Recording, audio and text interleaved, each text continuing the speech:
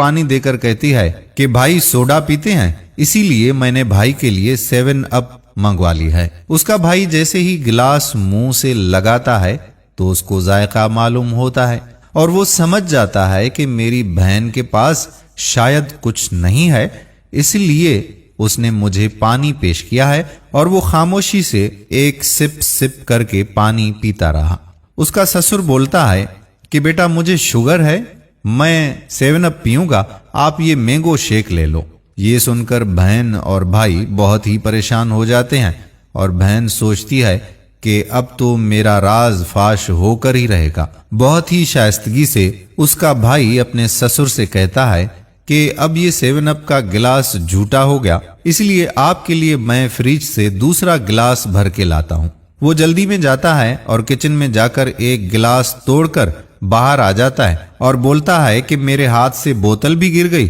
اور گلاس بھی گر کر ٹوٹ گیا، تو میں بازار سے جا کر ابھی دوسری بوتل لے کر آ جاتا ہوں، اس کو آپ یوز کر لیجیے گا۔ سسر کہتا ہے کہ بیٹا رہنے دو، بس میں مینگو شیک پی لیتا ہوں، یہ اتنا میٹھا نہیں ہے۔ کچھ گھنٹوں کے بعد جب ان لوگوں کے جانے کی باری آئی تو بھائی اٹھا اور بہن سے الوداع کہتے وقت کچھ پیسے جیب میں سے نکال کر اپنی بہن کے ہاتھ میں رکھ دیے اور بولا کہ تمہارا گلاس مجھ سے ٹوٹ گیا تو ان پیسوں سے تم وہ گلاس لے لینا۔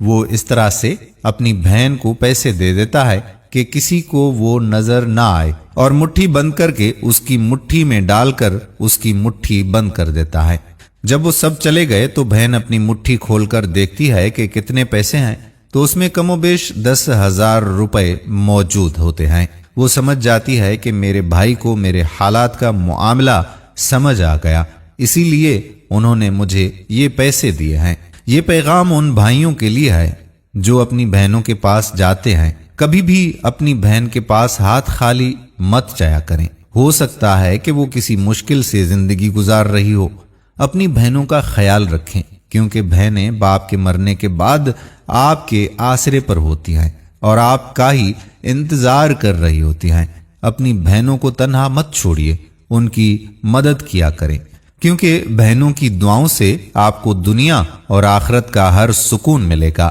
جو شاید آپ سوچ